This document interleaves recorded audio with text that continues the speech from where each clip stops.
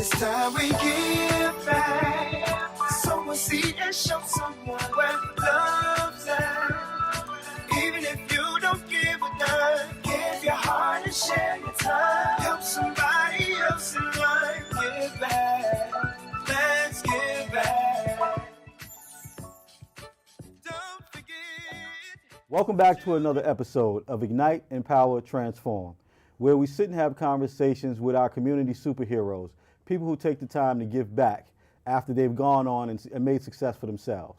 Today we have a very special guest, at least very special to me, someone who's watched me grow and has helped me grow, and this is my brother, Stan Dennis. Stan? Good afternoon. Good afternoon, brother. I'm glad to have you here. It's a pleasure.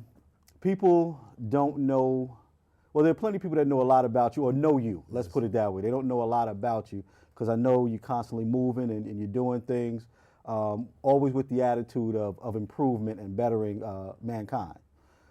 So I want to get into that, but I want to start with you and build from there as to who you are and where you're from. Let me just start with that. Well, you started with people knowing who I am. So let's start with why they know who I am. If you were anywhere from the age of 18, starting in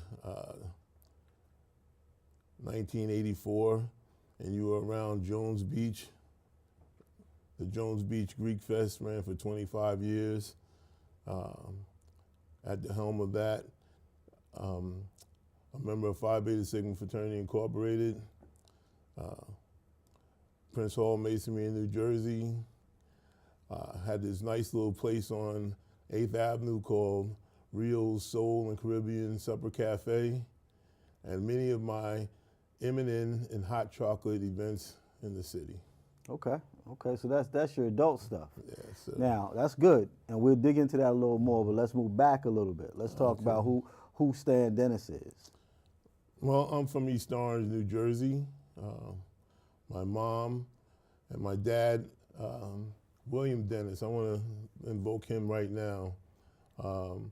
William Stanley Dennis, that young man was from Bellevue, New Jersey. My mom was from North Carolina. My father said I was born on the coldest day he knew in the history of that time, and actually it really was. I was born on a very wintry, stormy day in East Orange. But I'm from 19th Street, 4th Ave. I was born on 15th Street in William. I have 5 brothers and sisters, and my childhood was quite interesting. Growing up at the time when the Newark,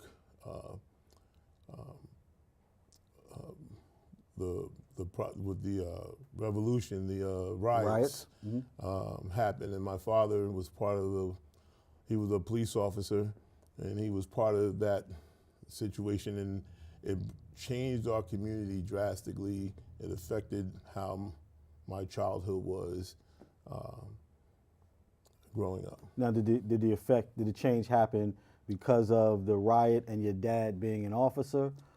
How did that? So the attachment is, by the time when the riots happened, I was formative. I was about 7 or 8 years old, so we knew he was in there, and probably the first time you really realized that your father was doing that kind of work. But the change happened because of the community structure. Gotcha. Everything changed. White flight, people being pushed out of Newark. We lived on the borderline of East Orange and Newark. People finding new places to live, the influx of different people into your community, your community changing. Right. The introduction of really knowing the difference between the cultures of your color, right? We were like the second black family on the block, and within 5 years, there were no other colors on the block. Right. The shutdown of the community that had, let's say, blistering commerce was shut down, right? Okay. Those people moved to different places, kept the name East Orange, and we're in Livingston, right? It's called white flight. They left us and found new porches, but that's fine. The community ended up thriving and finding its own way. But it had to go through those challenging times. It took some time, yeah. So, so you're there, through high school. So I went to public high school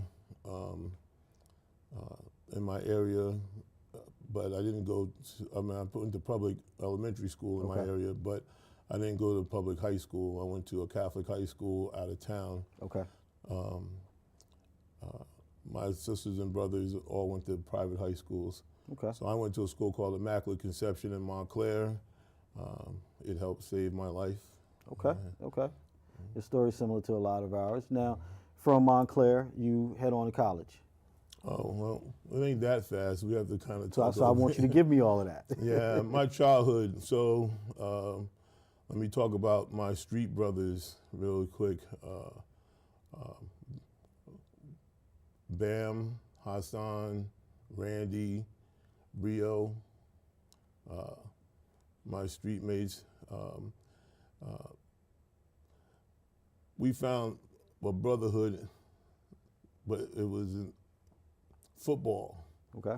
Football made our that brotherhood happen. We played football every day in the street.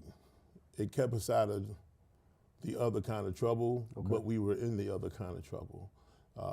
Fighting every day, helping each other if there was somebody was in something. Hassan, Bam, myself, we found ourselves in all kinds of street fighting and stuff like that. But unfortunately, that was kind of the climate. I mean, everyone's struggling to try to make something, or make something out of nothing, and that's the kind of climate you're in. How did you guys keep yourselves together and not in anything major that would have deterred you from where you've gone since then? The major was really close, and it just didn't happen but to us. Trouble Hayes came home. He was known all over East Orange for his hands and doing what he did. He had got sent away, and he came home, and we knew that people were looking for him. But being on the block was safe, but we lived between two avenues. The avenues weren't safe, right? And so one particular night, my dad, I was in the front of the house talking to Trouble, and names I was about to say, that's an something. interesting name. And so he was called Trouble since the day he was born. Now, at this point in time, he's about 16. All right, no, he was about 15. I was 16. Okay. And so my father called me in the house because he wanted me to go to the Chinese store around the corner. Trouble, we told him, if you weren't with any of us, don't go on the block. Well, I came and got what my father wanted, came out, he wasn't there, walked in the Chinese store, and Trouble was laying there dying after getting stabbed in the throat within the 5 minutes. That you told him to hang out. Don't go there. Right. And I sat there and asked myself later on, how do I get out of here? Hold that thought. We're going to take a little commercial break, and then we'll come back and continue the story. I see you mobbing over her. Let's go. Let's mob. Let's crawl. Let's crawl. Let's crawl. Hey, yo, we mobbing. Come on, girl. Let's crawl. Hey, yo, let's crawl. Hey, yo, let's crawl. Hey, let's crawl. Hey, yo, let's crawl. Welcome back. As we close the last segment, Stan, we were just kind of talking about a situation that happened with one of your good friends. Take me through that to close that out, and then let's move on and see what that did to you. I think the important part to that was me doing some self-discovery, and I actually sat on the bench and thought about, how do I get out of here? How do I, move on? Not just move on from that, from the environment, from the community. Like, how can I better myself? The only way I knew was something that I did good, which was football, and I knew I could play some football. My father had made me go to this school called Immaculate Conception, and the first 2 years I really just didn't want to be there. But it ended up being a place where football their football and me there would take me to somewhere that I wanted to go. Okay. And so a great man, Coach Joe Lennon, I went to him and asked him, could I come back out and play football again? And me and my boys, that's when that thing about us started. We all clicked in. I asked my boys, and we all went to training, and that summer of '77 changed our lives. That football season, my high school went on to win the state championship, which then the next year I was rewarded with being all-state, all-county, best lineman in the county. All right. I ended up at CW Post, Okay. right, where somebody I know, Oh, me? I met my senior year, right, along with Jose Gavan and a bunch of other young men. I need to mention my first roommate, which was Darnley LeQuint Bubba, Big and my Bob. brother Gary Johnson, and a host of my other Sigma brothers from New Kappa chapter. Being at Post also did things that changed our lives. My frat brother Michael Maurice had a birthday, 4th of July weekend, and we stayed on campus during the summer.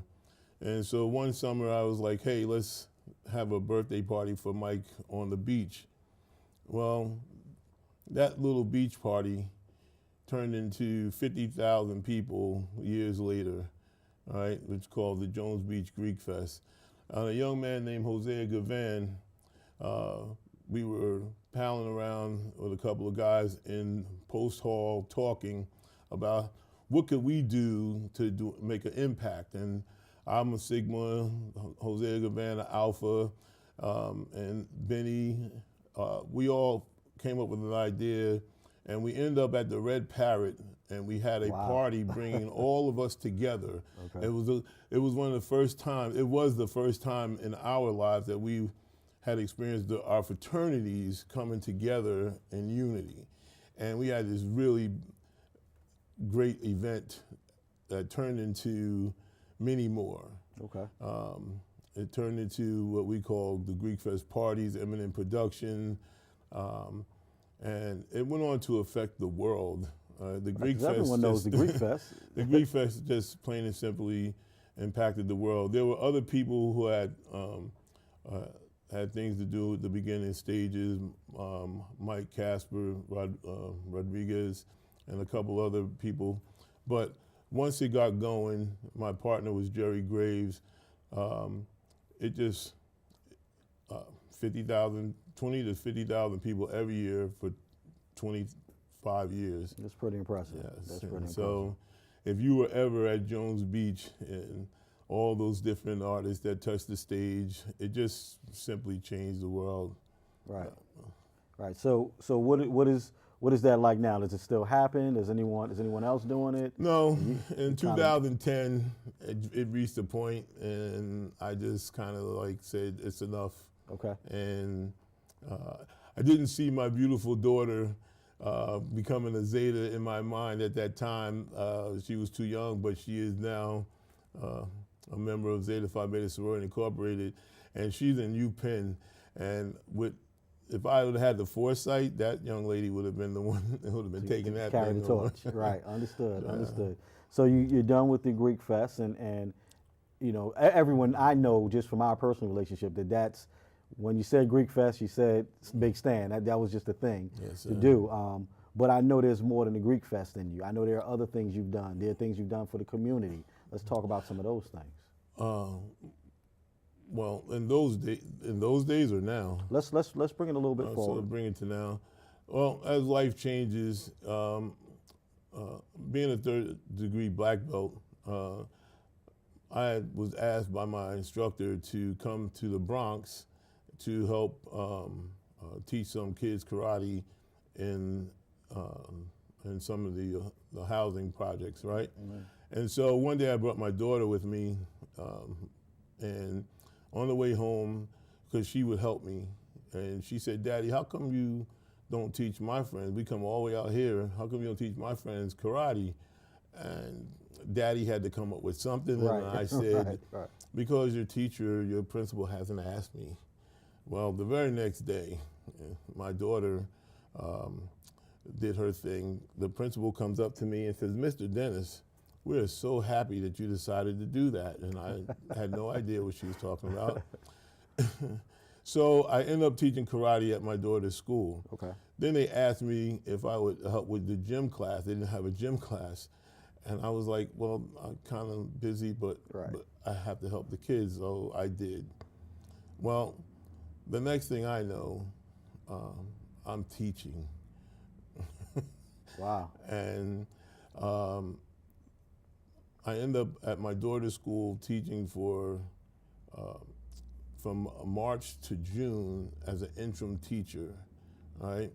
And it's something that happens to you when you're around doing something, when you're teaching young people. Right. There's something about it. And I think for me, what it did was bring me back to the days when we were looking for help and we were looking for those things. So that's exactly what I thought you were going to say. What did you see in those, or did you see those kids in you, and how did that really affect you emotionally? Absolutely. If you ever hear something tugging on your heart, Right. Yeah, it's that moment you realize, okay, this is you.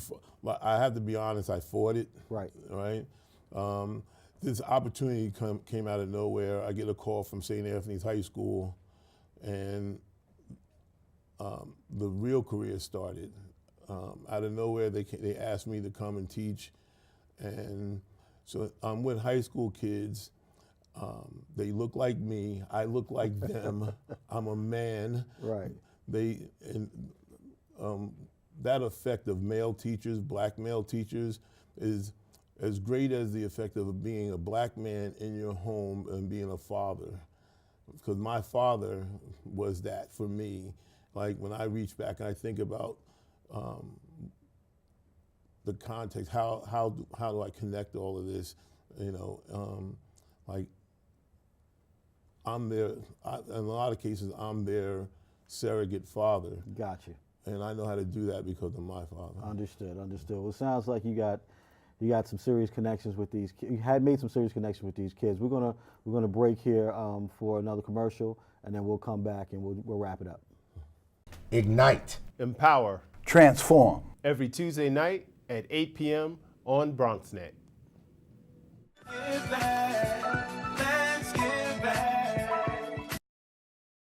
What if you could invest in the future of kids, like a stock? Not the kind of stock that's about making money, but a stock for social change. A whole new kind of investment called Better Futures. When you invest, it helps kids go to college. Believe in us, invest in us, watch us grow. My name is Sydney, and I'm your dividend.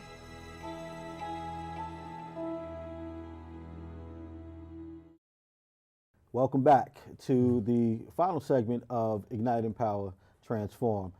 As again, we've been speaking with Stan Dennis, a good friend of mine, a brother, a big brother.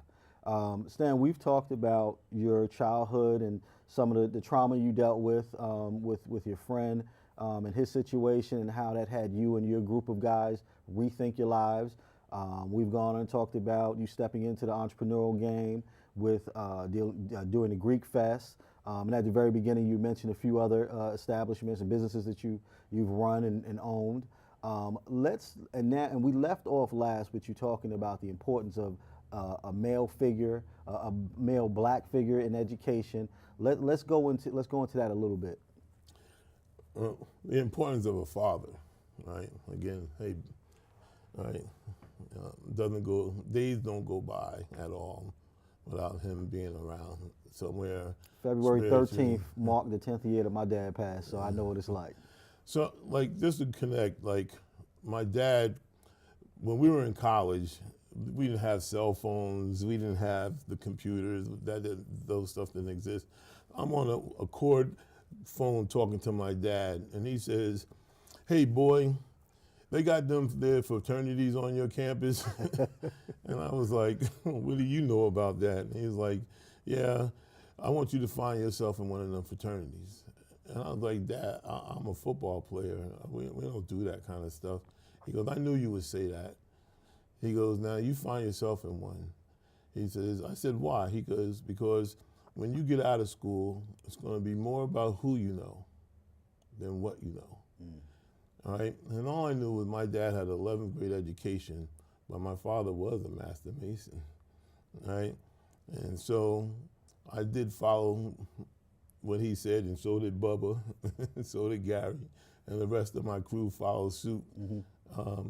And just like a bunch of us followed suit, also we joined later the same lodge my father was in, and I am a past master from that lodge, and I'm a noble in this on the same shrine, all right?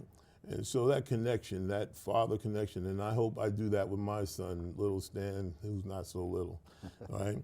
But with that connection of, my father was also part of his community.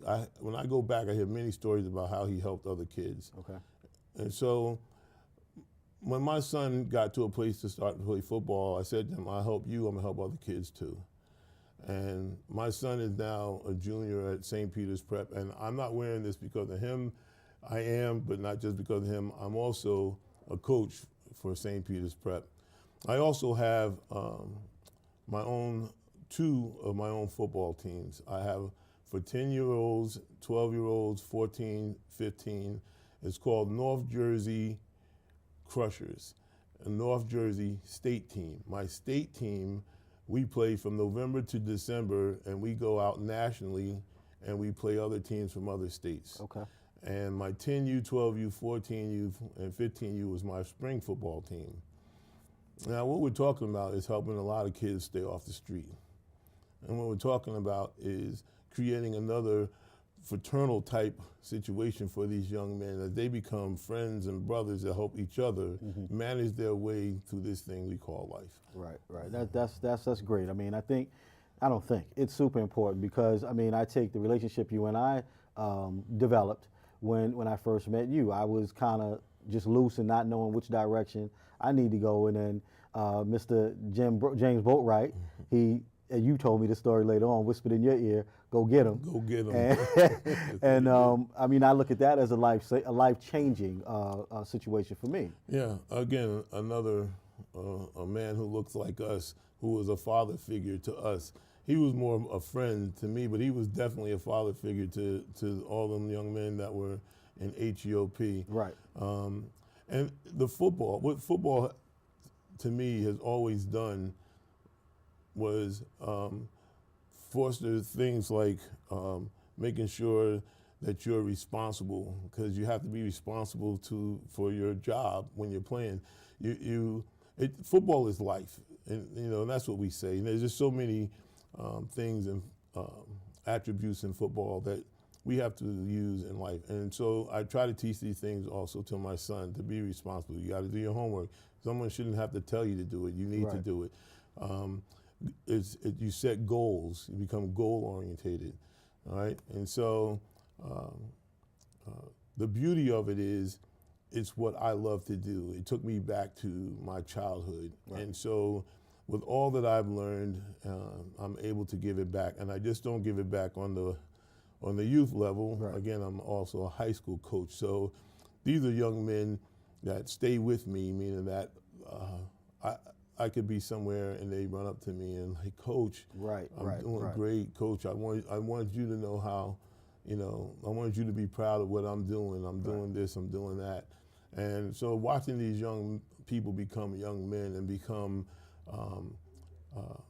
people who are in their community that are doing the right thing. They're becoming the fathers that are visible. They're becoming, the entrepreneurs in their communities of opening stores, doing things that would just better their community. So we definitely consider you one of those superheroes, because sounds like to me you're and I usually ask my guests what you think your superpower is, but I think your superpower is the fact that you step in and you kind of stabilize some lives.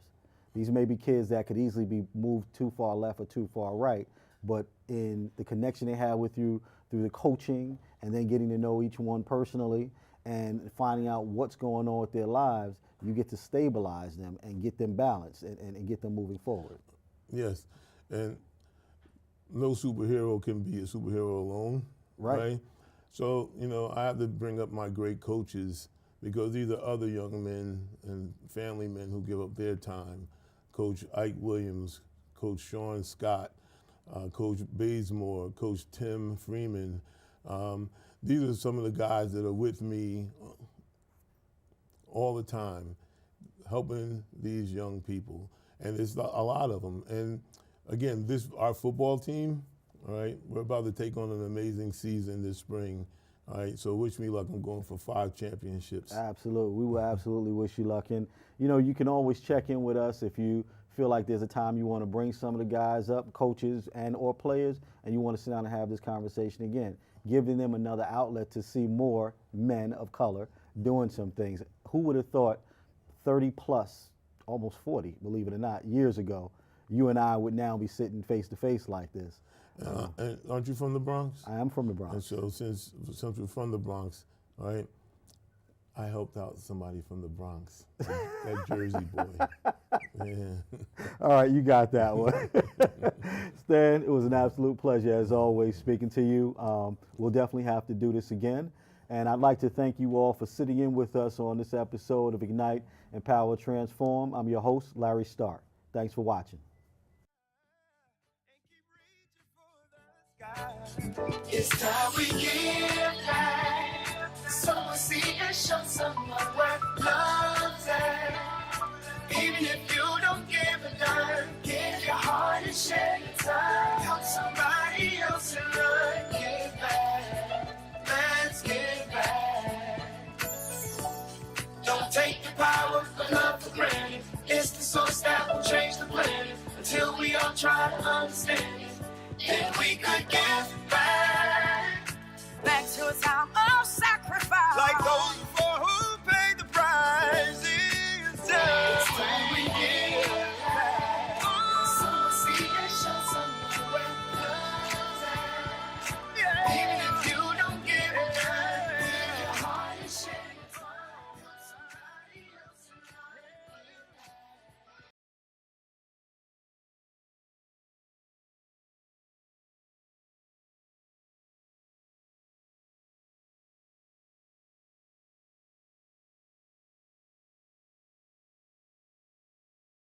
Hi, I'm your host, Larry V. Starke Jr.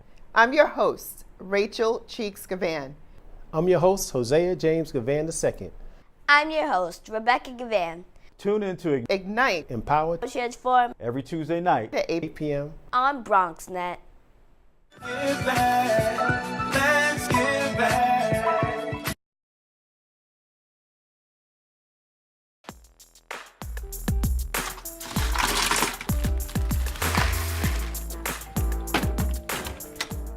Thank you.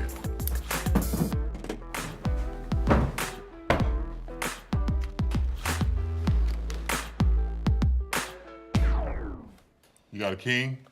Go fish! In your face, in your face. It only takes a moment to make a moment. Take time to be a dad today. Your son wants to get a cat, but you're allergic. Maybe he could be an outdoor cat that lives in our neighbor's yard, 3 doors down. Mom. You don't have to be perfect to be a perfect parent. Teens in foster care will love you just the same.